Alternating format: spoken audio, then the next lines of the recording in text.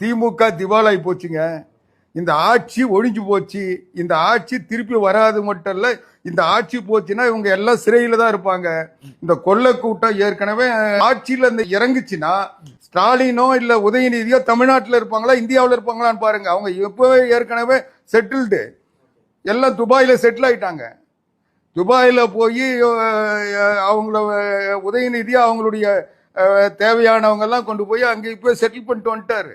பொழுதுபோக்காக தான் இங்க வந்து ஆட்சி நடத்திட்டு இருக்காங்களே தவிர உதயநிதிக்கு வந்து இருப்பிடம் துபாய் ஆகி போச்சு.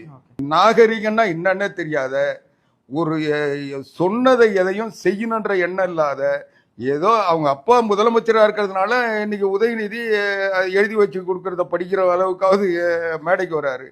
இல்லைன்னா இவருக்கு என்ன தகுதி இருக்கு? நடந்த பாண்டிச்சேரி மீட்டிங்ல விஜய் பேசிட்டு இருக்கும்போது பாண்டிச்சேரி அப்படின்னாலே எனக்கு ஞாபகம் வருதுன்னு சொல்லும் போது பாத்தீங்கன்னா சரக்கு எடுத்து குடிக்கிற போல ஏஐ வச்சு எடிட் பண்ணி பாத்தீங்கன்னா டிஎம்கேக்கு சப்போர்ட் பண்ண நிறைய ஐடியாஸ்ல இருந்து பாத்தீங்கன்னா பாண்டிச்சேரி மீட்டிங்ல விஜய் பண்ண சம்பவத்தை பாத்தீங்கன்னா அப்படின்ற போல இந்த ஒரு வீடியோ சோஷியல் மீடியால பாத்தீங்கன்னா ஷேர் பண்ணிட்டு இருந்தாங்க. புதுச்சேரினாலே உடனே ஞாபகத்துக்கு வருது.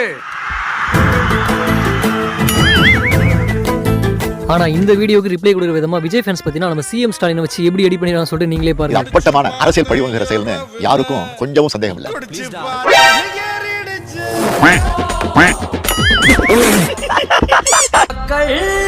மன்னனே அன்பாலே அண்ணனே.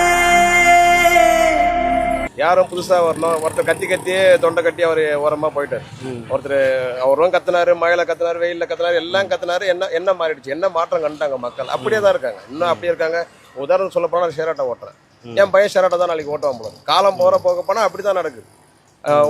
நீங்க கலெக்டரா, உங்க பையன் கலெக்டரா வரான். நீங்க போலீஸா, உங்க பையன் போலீஸா வரான். நீ முதலமைச்சரா, உன் பையன் முதலமைச்சரா வரான். காலம் எப்பதான் மாறணும், எப்பதான் போறது? கண்டிப்பா ஏதாவது ஒரு மாற்றம் வரணும்னு ஒரு ஆளை நினைச்சா போல. இப்ப நான் வந்து இவருக்கு போடலாம் அவருக்கு போடலாம்னு சொல்லிட்டு சொல்லிடலாம். ஆனா மாற்றம் கண்டிப்பா மாற முடியும். நான் ஒரு ஆள் நினைச்சா முடியாது. எல்லாரும் ஒட்டுமொத்த கையில ஒரே ஒரு விரல இருக்கு. நம்ம நினைச்சா அதை ஒட்டுமொத்தமா சேர்ந்து பேரும் மாத்தலாம். ஆனா மக்கள் அது புரிய மாட்டிருக்காங்க, ஏத்துக்கவும் மாட்டிருக்காங்க, மாறவும் மாட்டிருக்காங்க. என்னைக்காவது ஒரு நாள் மாறாதுன்ற நம்பிக்கையில பயணம் ஓடுது, நம்பிக்கை ஓடுது. கண்டிப்பா இப்போ தளபதிக்கு போடலான்னு, தளபதி விஜய்க்கு போடலான்னு இருக்கு. ஆமா, அவருக்கு தான் போடலான்னு. ஏன்னா மாறட்டுமே, ஒரு வாட்டி வாய்ப்பு தான் கொடுத்து பார்ப்பேன். ஒருத்தன் ஆளை தெரியலன்னு சொல்லிட்டு நம்ம உட்காந்து சொல்லிட்டே இருந்தேன். எனக்கு வாய்ப்பு கொடுப்போமே, ஒரு வாட்டி வாய்ப்பு கொடுத்து ஒருவேளை ஆளை தெரியல நம்ம மாறிக்கலாம். இப்போ வர தலைமுறைகள்லாம் சின்ன பசங்கள்லாம் படிச்சிருக்காங்க, அவங்களுக்கு தேவையானதை அவர் செய்வாரு. அன்னைக்கு படிக்காதவங்க நிறைய பேர் இருந்தாங்க, அதெல்லாம் இப்படி மாறிச்சு.